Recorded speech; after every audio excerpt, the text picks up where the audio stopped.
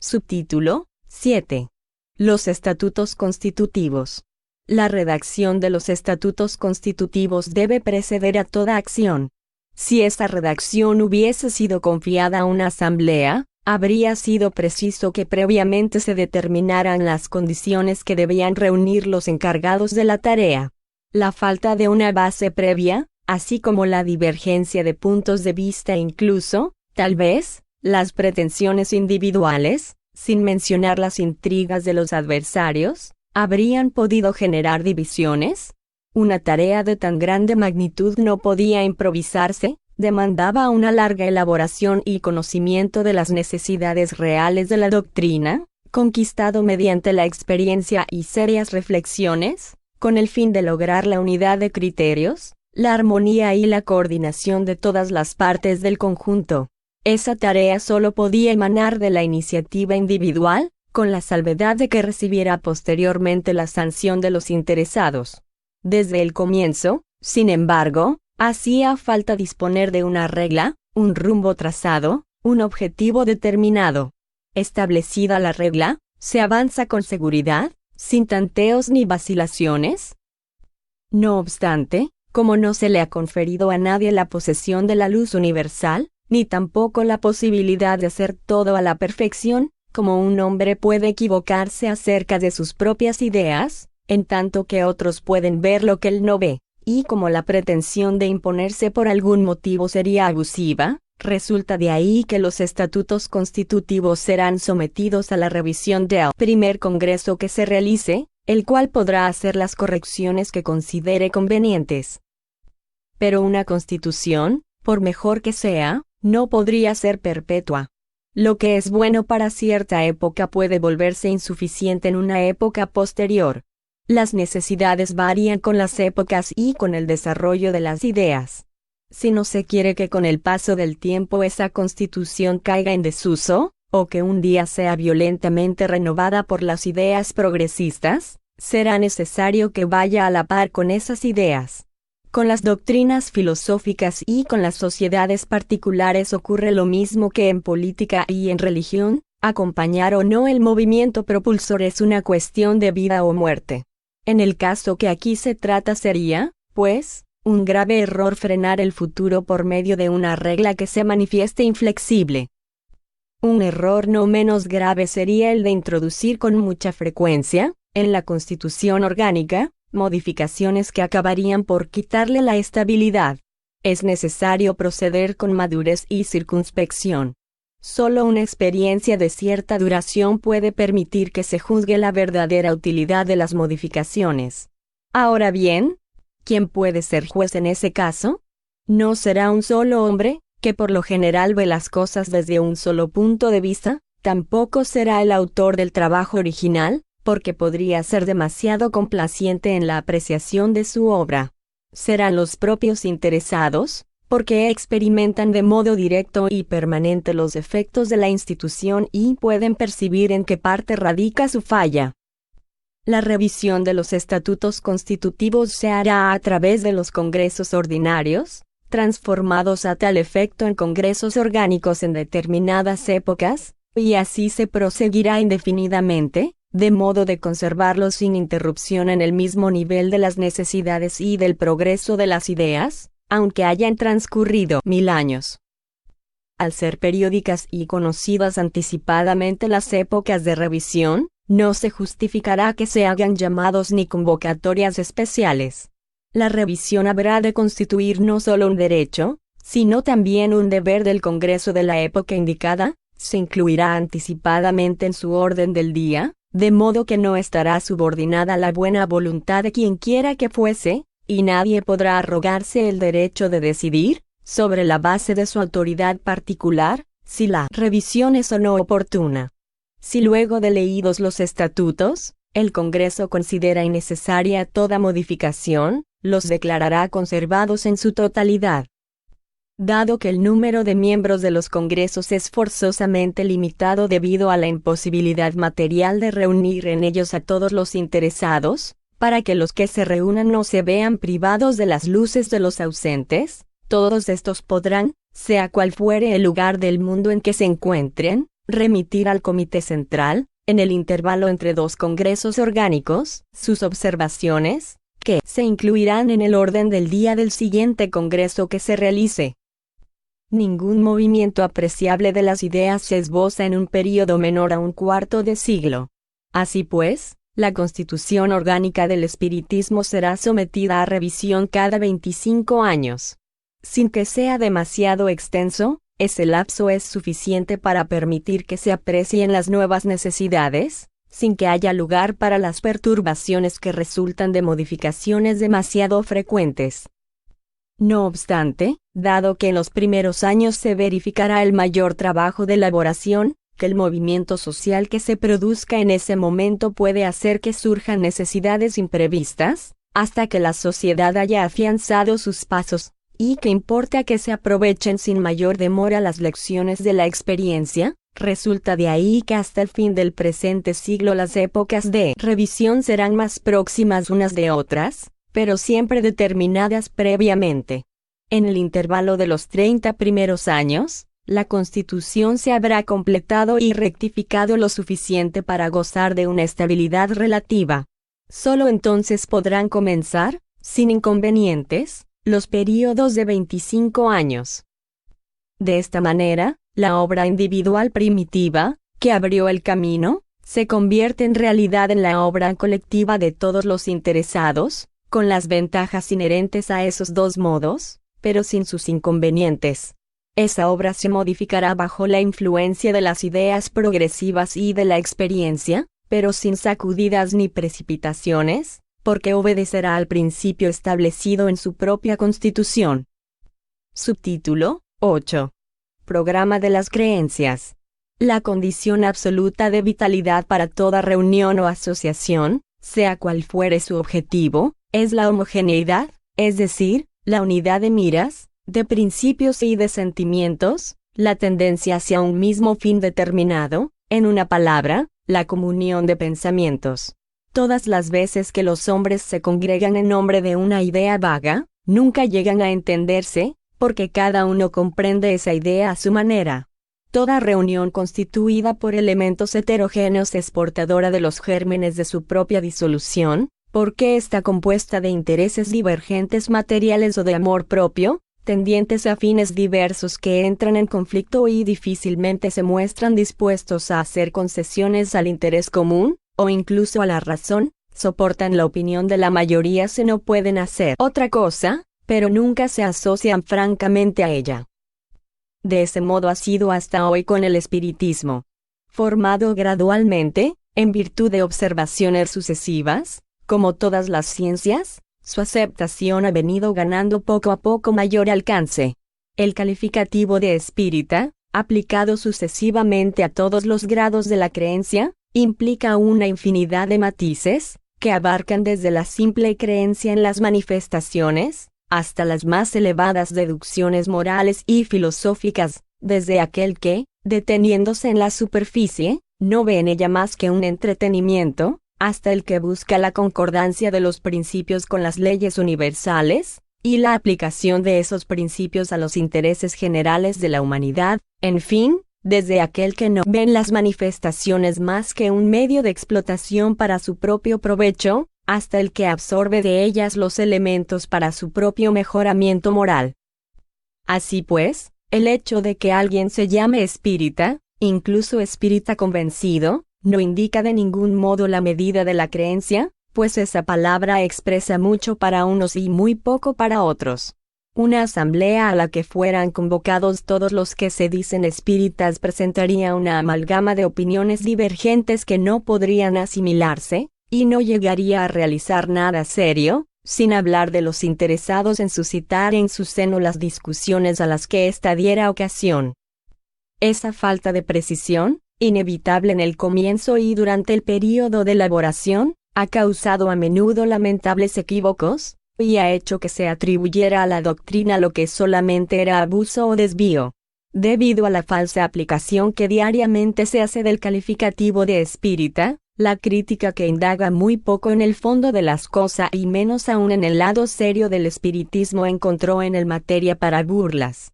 Basta que un sujeto se diga espírita o pretenda hacer espiritismo, así como los prestidigitadores pretenden hacer física, aunque se trate de un saltimbanqui, para que de inmediato lo consideren representante de la doctrina. Es verdad que se ha hecho una distinción entre los buenos y los malos, los verdaderos y los falsos espíritas, los espíritas más o menos esclarecidos, más o menos convencidos, los espíritas de corazón, etc. No obstante, esas denominaciones, siempre vagas, no revelan nada auténtico, nada que los caracterice, puesto que no se conoce a los individuos y todavía no se ha tenido ocasión de juzgarlos por sus obras. Es posible, pues, ser engañado por las apariencias, de donde se concluye que la calificación de espírita, al no permitir más que una aplicación incompleta, no constituye una garantía en absoluto. Esa incertidumbre produce en los espíritus una especie de desconfianza, que impide que se establezca entre los adeptos un auténtico vínculo de confraternidad.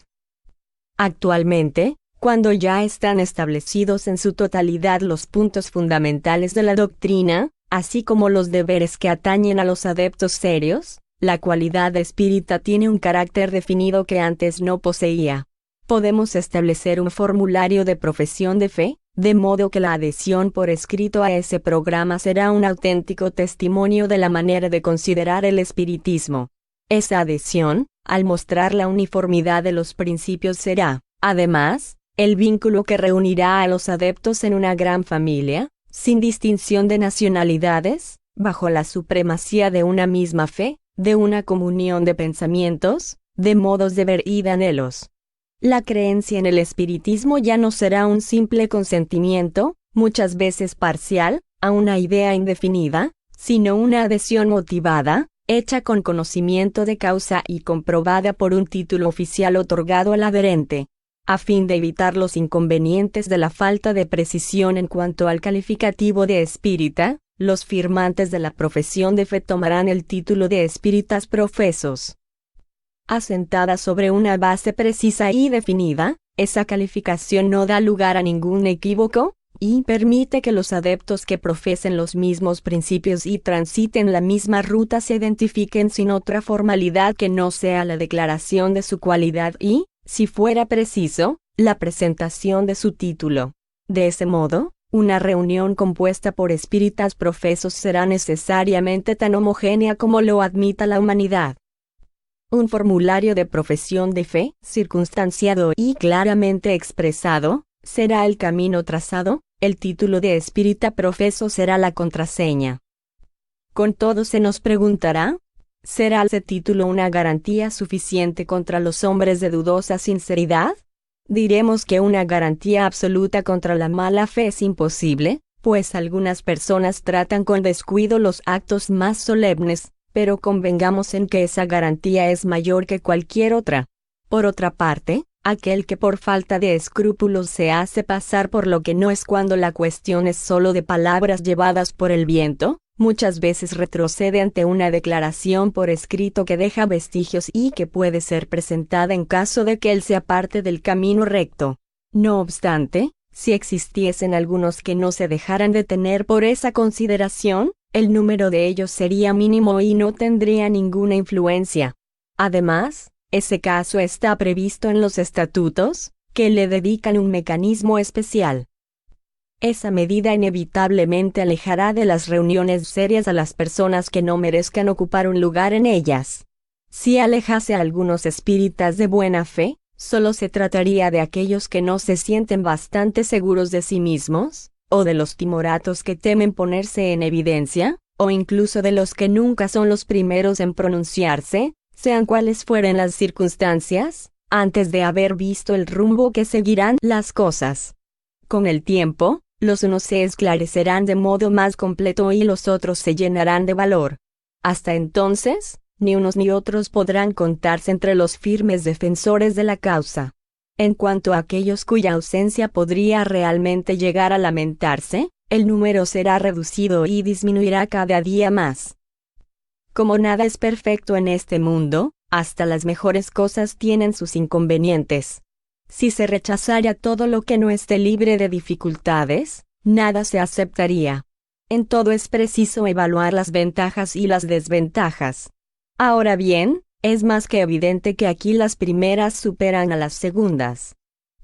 Por cierto, no todos los que se califican de espíritas se someterán a la Constitución, por eso mismo, esta existirá solo para aquellos que la acepten libremente, voluntariamente, visto que ella no tiene la pretensión de imponerse a nadie. Dado que el espiritismo no es comprendido de la misma forma por todas las personas, la Constitución apela a aquellos que lo encaran desde su mismo punto de vista, con el objetivo de darles apoyo cuando se encuentren aislados y de fortalecer los lazos de la gran familia mediante la unidad de creencias. Con todo, fiel al principio de libertad de conciencia que la doctrina proclama como derecho natural, la Constitución respeta todas las convicciones sinceras y no anatematiza a los que sustentan ideas diferentes de las suyas, ni dejará de aprovechar las luces que puedan brillar fuera de su seno. Por consiguiente, es esencial que se conozca a los que van por el mismo camino. Pero, ¿cómo saberlo con precisión?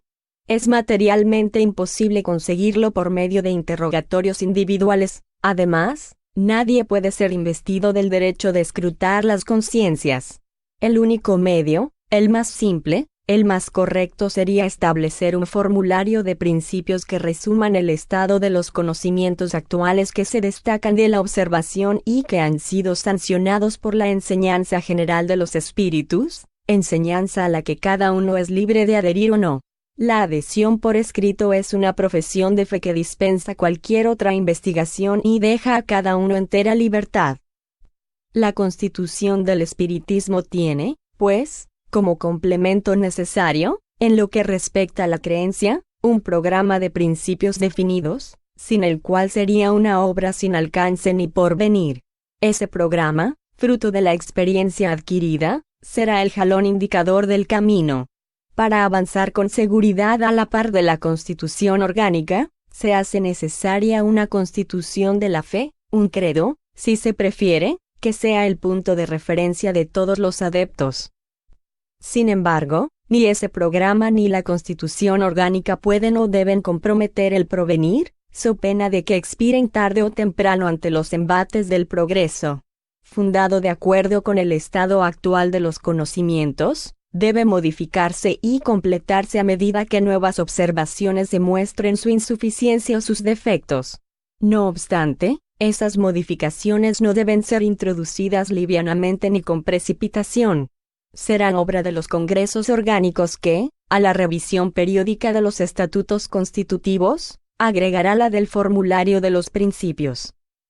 Tanto la Constitución como el credo, avanzando constantemente acordes con el progreso, habrán de subsistir con el paso del tiempo. Subtítulo 9. Procedimientos y medios.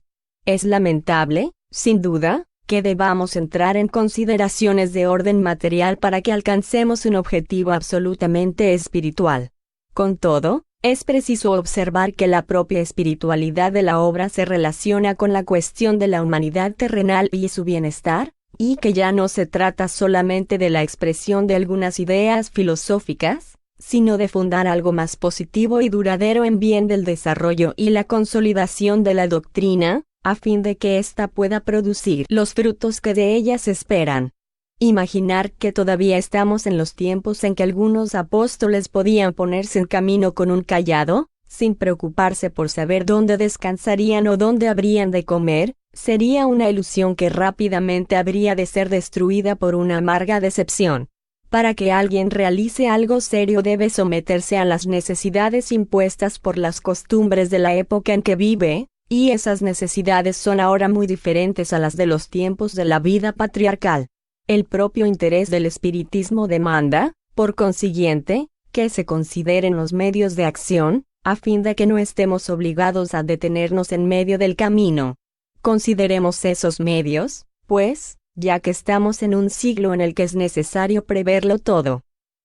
Como se ve, las atribuciones del Comité Central son bastante numerosas, por lo que requieren una auténtica administración. Puesto que cada uno de sus miembros debe tener funciones activas y frecuentes, si los hombres que lo constituyeran solo tuviesen buena voluntad, los trabajos podrían perjudicarse, pues nadie tendría el derecho de censurar a los negligentes. Para mantener la regularidad de los trabajos, así como para la normal atención de los asuntos, se requieren hombres con cuya asiduidad se pueda contar, y que no consideren a sus funciones como simples actos de cortesía. Cuanto mayor independencia tengan por sus recursos personales, tanto menos se dejarán comprometer por alguna otra ocupación. Si no dispusieran de tiempo, no podrían consagrarlo a esas funciones. Por lo tanto, es necesario que reciban una retribución, al igual que el personal administrativo. Con ello la doctrina ganará en fuerza, en estabilidad, en eficiencia y, al mismo tiempo, constituirá un medio de prestar servicios a personas que estén necesitadas de ella. Un punto esencial para la economía de toda administración previsora es que su existencia no dependa de productos que circunstancialmente podrían faltar, sino de recursos seguros, regulares, de manera que su desarrollo, pase lo que pase, no sea obstaculizado. Es preciso, pues, que las personas convocadas a prestar colaboración no se sientan inquietas en relación con su futuro. Ahora bien, la experiencia demuestra que sean cuales fueren los compromisos contraídos, se deben considerar esencialmente aleatorios los recursos que solo tengan como base el producto de contribuciones, invariablemente voluntarias y de cobranza a menudo difícil. Establecer gastos permanentes y regulares a partir de recursos eventuales sería una falta de previsión que más tarde habría que lamentar. Las consecuencias son de menor gravedad, sin duda, cuando se trata de fundaciones transitorias, destinadas a durar cuanto puedan. Aquí, en cambio, se trata de una cuestión de futuro.